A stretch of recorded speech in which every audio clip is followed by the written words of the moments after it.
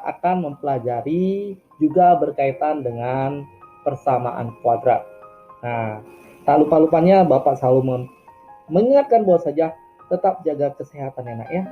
Karena kemarin Bapak baca di koran bahwa saja jumlah PDP kita khususnya di Kota Medan itu meningkat sangat drastis.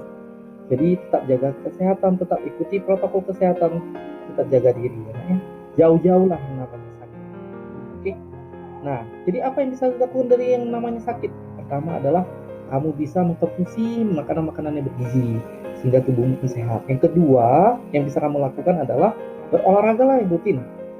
Ya, terus berolahraga sehingga keringatmu pun keluar. Gitu. Kori-korimu terbuka, keringatmu keluar dan ya tubuhmu agak lebih segar. Nah, yang ketiga adalah gunakan masker dimanapun. Oke, gunakan masker penutup mulut dimanapun kamu berada. Ya, jangan sampai ya kamu melalaikan itu. Kenapa? Karena penyebaran terutama penyakit COVID-19 ini lebih cepat menyebar jika ya tidak menggunakan masker. Oke, jadi tetap kondisinya adalah berwaspada dirilah, selalu menggunakan masker. Ya, yang keempat apa? Kalau misalkan matamu gatal, mulutmu gatal atau hidungmu gatal, jangan sekali-sekali kamu mengucap dengan tangan yang kotor. Bersihkan dulu tanganmu, cuci dengan hand sanitizer atau cuci tangan terlebih dahulu, kemudian baru dikucek. Dan itu pun nggak Bapak sarankan.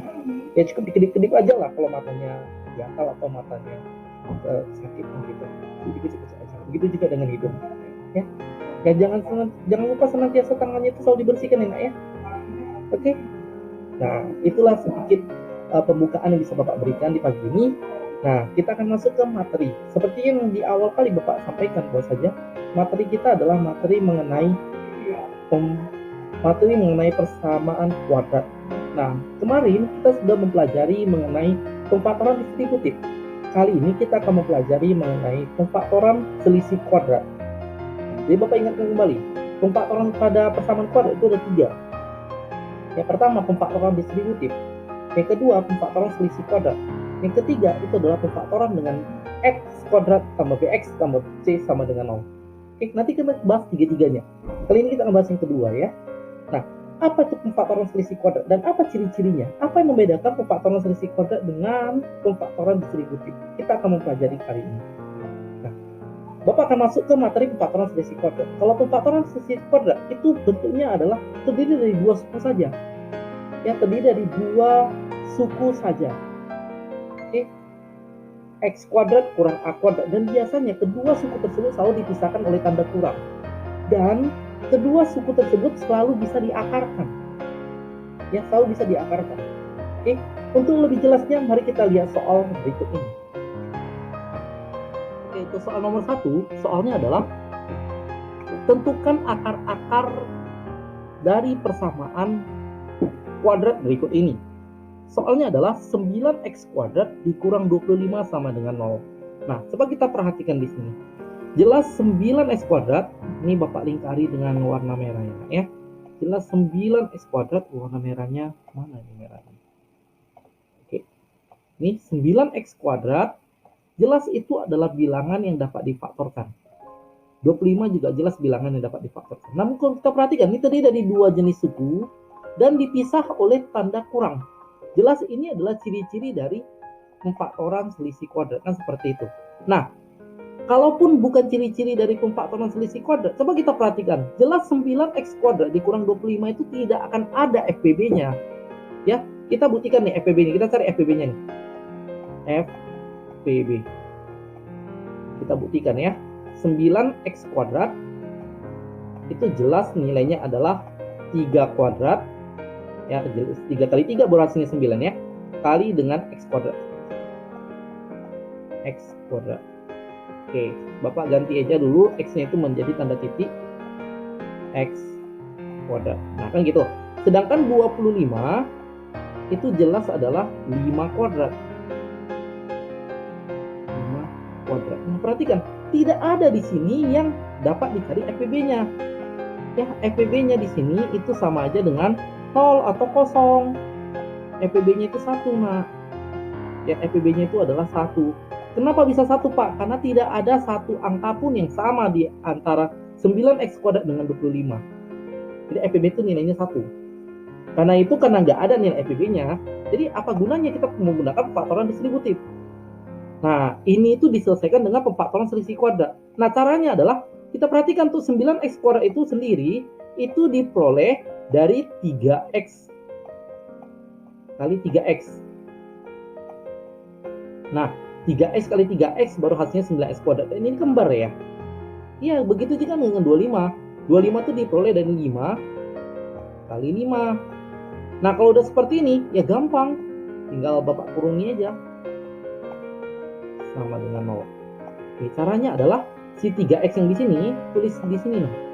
Ini 3x yang ini ditulis di kurung pertama, 5-nya juga ditulis di sini. Ya, kalau kita tulis nih, maka hasilnya adalah 3x negatif 5. Satu lagi adalah 3x yang di sini. Ya, 3x yang ini tulis kemari. 5-nya tulis kemari. Maka ini pasti hasilnya adalah 3x 5. Satu beri tanda negatif, ini udah ya. Satu beri dengan tanda negatif, satu beri dengan tanda positif. Udah selesai. Nah, karena yang dicari itu adalah akar-akarnya, maka kita kaitkan semuanya ini ya sama dengan 0. Seperti pembelajaran kita kemarin, kita kaitkan nih semua sama dengan 0. Kalau begitu, maka 3x kurang 5 sama dengan 0. Maka yang pertama kali yang kamu lakukan adalah si negatif 5-nya kamu pindahkan dulu. Dan melewati sama dengan yang harusnya di sini pengurangan berubah menjadi penjumlahan, kan seperti itu. Maka di sini 3x-nya tetap karena 3x-nya nggak kita pindahkan. Namun karena 0 ditambah 5 ya hasilnya 5. Untuk mencari nilai x-nya si 3 kan pindah ya. Karena ini adalah perkalian, kita pindahkan maka hasilnya menjadi pembagian. Di 5 dibagi 3. Kan nggak ada nih 5 bagi 3 nilainya ya. Biarkan aja. Atau kalau mau jadikan pecahan campuran juga boleh. Ya, 1, 2 per 3. Bapak yakin lah semuanya untuk membuat jadi pecahan campuran udah ngerti kan? Nah, itu kemungkinan pertama. Atau kemungkinan kedua adalah 3x tambah 5 sama dengan 0. Nah, dengan langkah yang mirip seperti yang di sebelah nih, berarti 3x 5-nya itu dipindahkan nih. Jadi karena di sini penjumlahan pindah jadi pengurangan. Jadi 0 dikurangi 5, ya hasilnya minus 5. 3x-nya tetap. 3x sama dengan minus 5. Nah, karena yang dicari itu adalah si x-nya, 3-nya pindah. Karena di sini perkalian, pindah maka menjadi pembagian. Minus 5 dibagi 3. Oke, setelah kita dapat nilai x-nya itu min 5 per 3, dan ini apakah kita bisa ubah menjadi pecahan campuran? Jelas bisa ya. Caranya adalah ya sama dengan sebelumnya. Berarti minus 1, 2 per 3. Itulah hasil pecahan campurannya. Setelah kita dapat kedua hasilnya tersebut, tentunya kita bisa mencari himpunan penyelesaiannya kan? Maka HP-nya itu diperoleh dari siapa sih yang paling kecil dari kedua ini yang Bapak lingkari merah ini? Dari kedua hasil yang kita temui tadi, siapa yang paling kecil? Jelas yang paling kecil itu adalah negatif 1, 2 per 3. Maka itu dulu yang kita tulis, negatif 1, 2 per 3, koma, sedangkan yang terbesar itu adalah 1, 2 per 3. Jadi 1, 2 per 3. Iya, seperti itu. Itulah cara untuk mengerjakan soal nomor 1. Jadi kesimpulannya apa? Kesimpulannya adalah jika dia selisih kuadrat terdiri dari 2 suku. Nah, inilah suku pertama, ini suku kedua. Nah, setiap suku itu dipisahkan oleh tanda kurang. Seperti itu. Kemudian, baik suku pertama maupun suku kedua itu bisa diakarkan. Akar dari 9 itu kan 3. Akar dari x kuadrat itu kan x. Jadi kalau 9x kuadrat itu ya 3x kali 3x. Sedangkan 25 itu adalah 5 kali 5. Nah, seperti itu. Oke, bisa? Saya, itu adalah contoh soal nomor 1. Kita akan lanjut ke contoh soal nomor 2.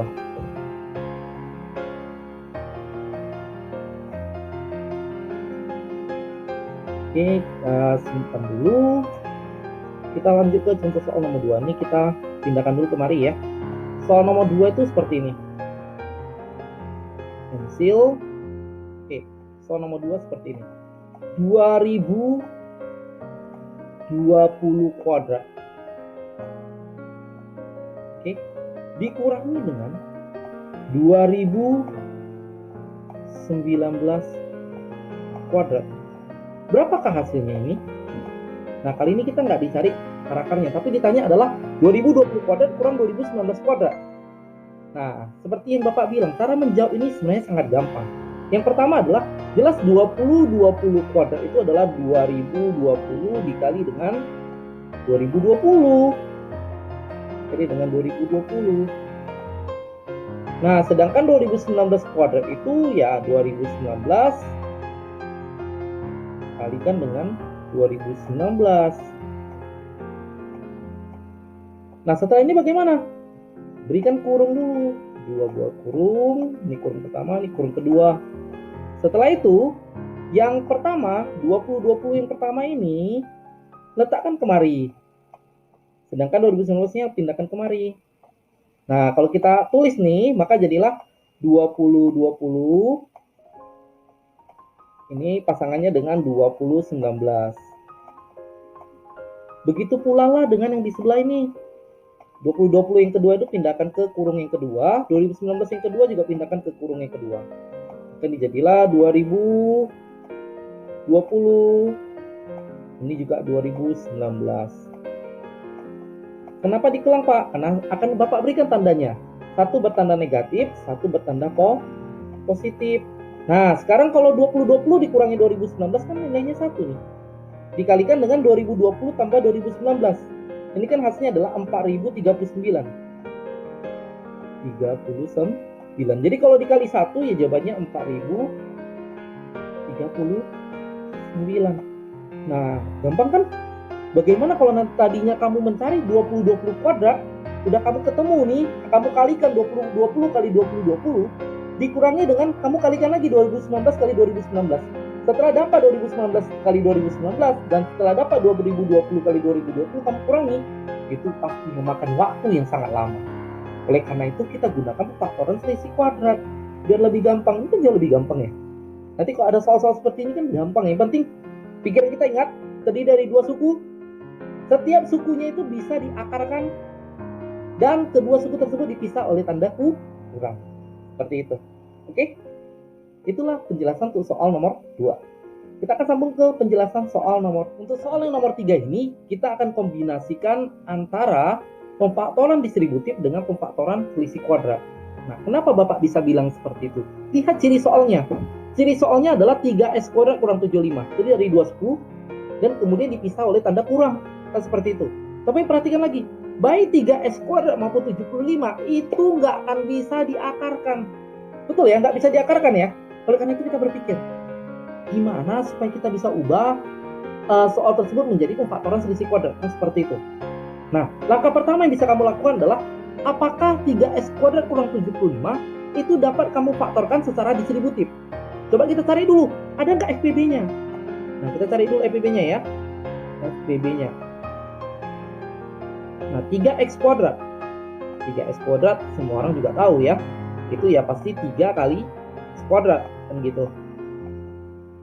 Kuadrat. Kemudian 75.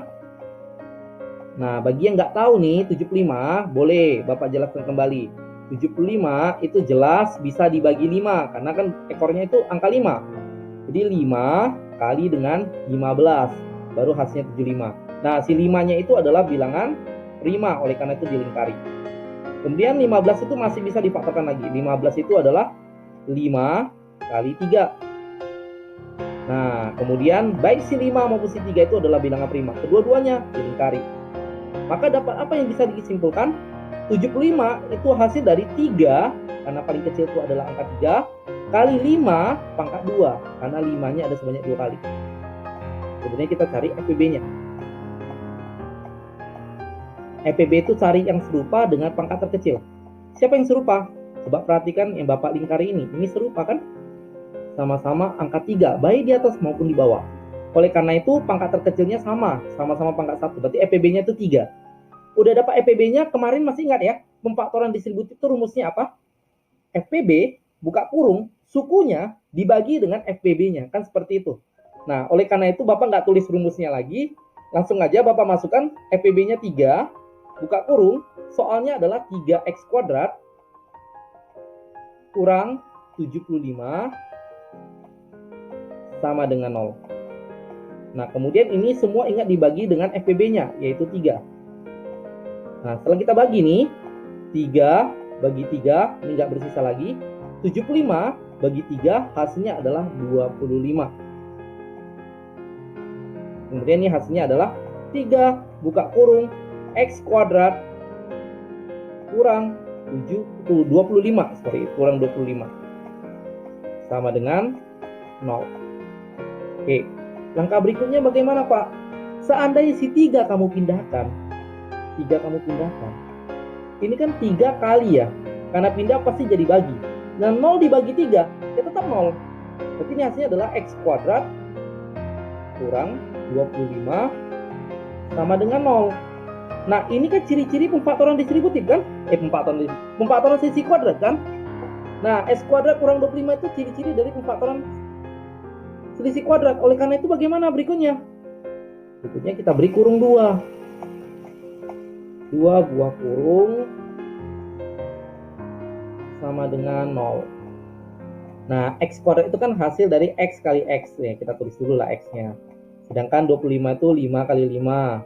Sama dengan di atas, sama dengan soal-soal yang sebelumnya kita bahas.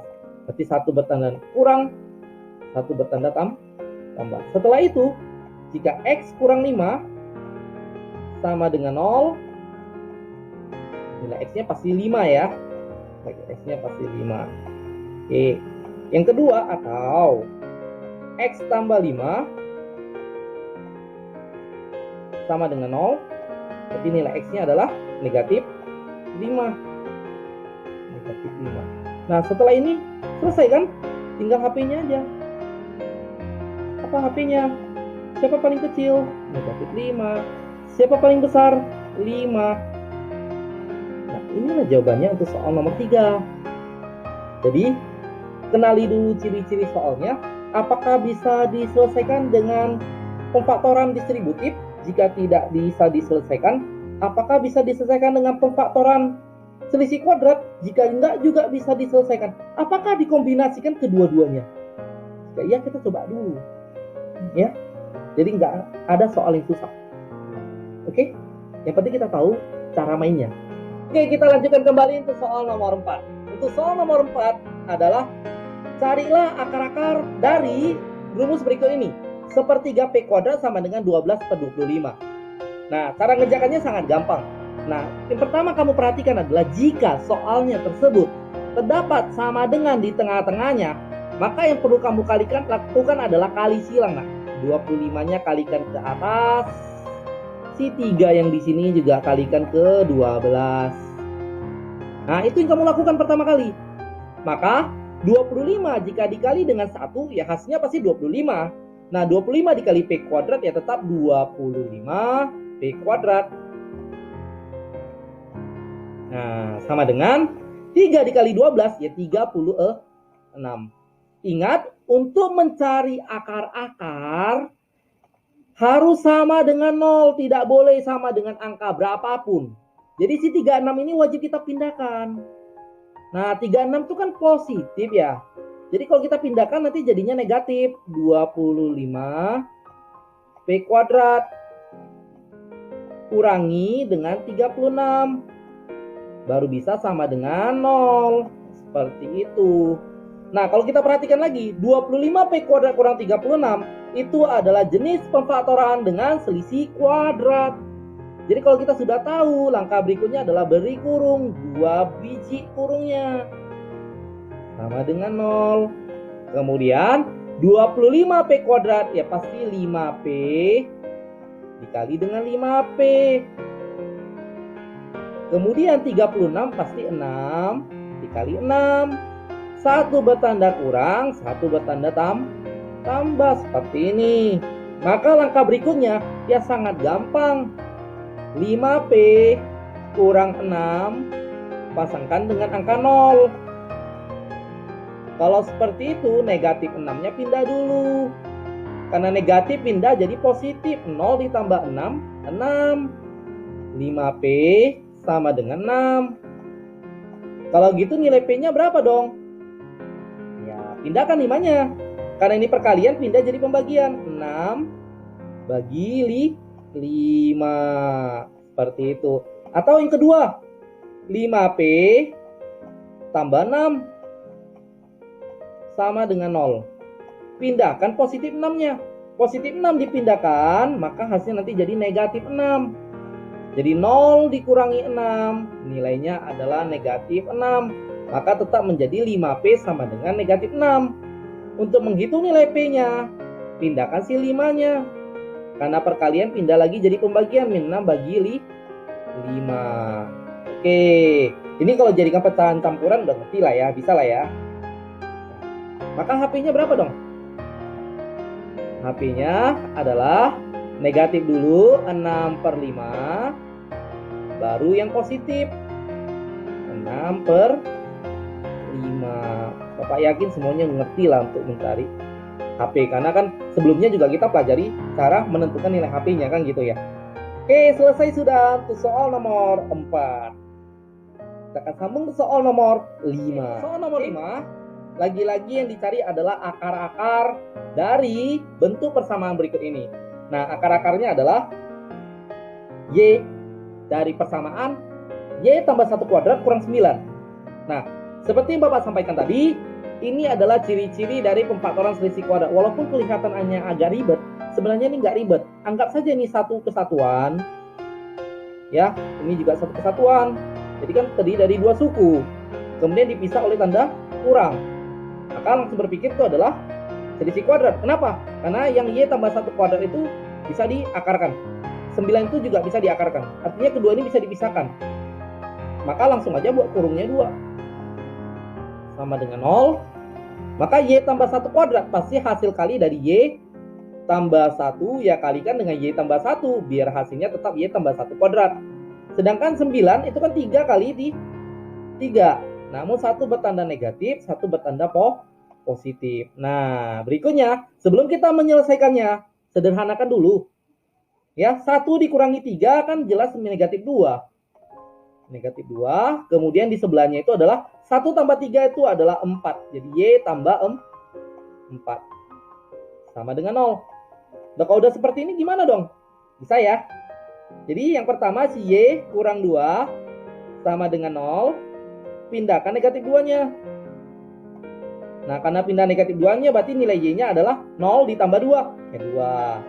Atau yang kedua itu adalah Y tambah 4 sama dengan 0. Pindahkan 4-nya. Karena positif dipindahkan nanti hasilnya negatif ya. Y sama dengan negatif 4. Seperti itu. HP-nya berapa dong? HP-nya adalah negatif 4 dulu. Lalu 2. Oke, selesai sudah untuk soal nomor 5. Atau soal terakhir kita hari ini. Tapi seperti biasa, Bapak ada satu soal yang Bapak berikan di video. Itu ada tambahan nilainya. Bagi yang bisa menjawab dan memberikan caranya di komentar materi. Oke, apa soalnya itu? Soalnya adalah yang ke-6. Bapak tulis yang ke-6 ya. X kuadrat kurang 5 sama dengan 13 kurang X kuadrat. Nah, carilah akar-akar penyelesaiannya dan carilah HP-nya. Gampang ya. Bapak kasih clue-nya dulu. Bapak kasih kuncinya. Yang di sebelah sini sesuai dengan kesepakatan kita harus sama dengan 0. Artinya ini harus dipindahkan. Yang positif 13 pasti hasilnya jadi negatif 13. Yang negatif X kuadrat pasti hasilnya jadi positif X kuadrat. Maka jadinya X kuadrat kurang 5 kurang 13 tambah X kuadrat sama dengan 0. Langkah berikutnya kamu kerjakan sendiri. Oke? Nah, jangan lupa memberikan komentar ya jika kamu tidak paham mengenai apa yang Bapak sampaikan. Ya, jika apa yang Bapak sampaikan terlalu cepat atau apa yang Bapak sampaikan tidak berkenan di hati anak, Bapak mohon lebih dahulu ya. Akhir kata, Bapak ucapkan terima kasih dan Bapak akhiri dengan mengucapkan selamat pagi.